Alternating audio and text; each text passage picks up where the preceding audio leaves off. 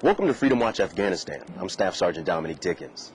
An Air Force B-1 bomber used a guided bomb to successfully engage a building containing anti-coalition insurgents in southern Afghanistan Monday.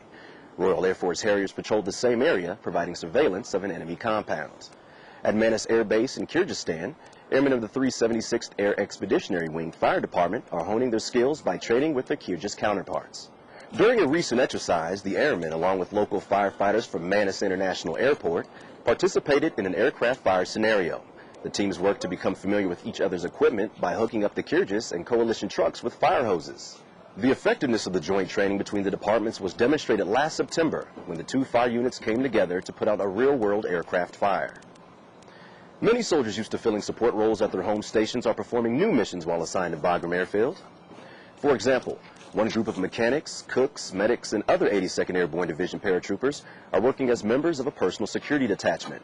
The soldiers, part of Task Force Gladius, provide security while escorting VIPs to local villages. The group has conducted nearly 24 security missions since arriving at Bagram in January. A deployment to Bagram brings changes for Air Force weapons loaders as well. Many of these airmen are used to loading practice bombs at home stations. Now, it's the real thing. Airman First Class Jared Savageau introduces us to a group of airmen who ensure Bagram's F-15s are loaded and lethal. Bring that checklist. Staff Sergeant Patrick Villanueva is a weapons load crew chief at Bagram Airfield. He and his crew are preparing to load weapons onto an F-15 Strike Eagle, weapons that help provide close air support to warfighters on the ground.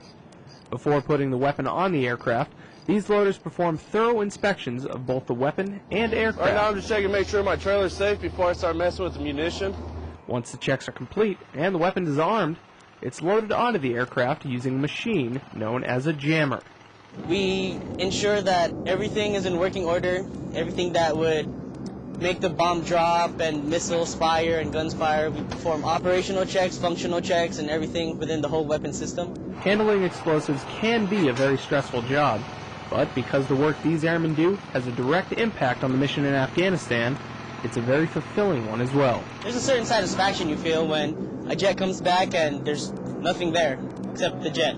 No munitions or anything. But that satisfaction only lasts a few minutes, because once an aircraft comes back without ammunition, Sergeant Villanueva and his crew go right back to work. Airman First Class Jared Savageau, Bagram Airfield, Afghanistan. And that's it for this edition of Freedom Watch Afghanistan. I'm Staff Sergeant Dominic Dickens. Thanks for watching.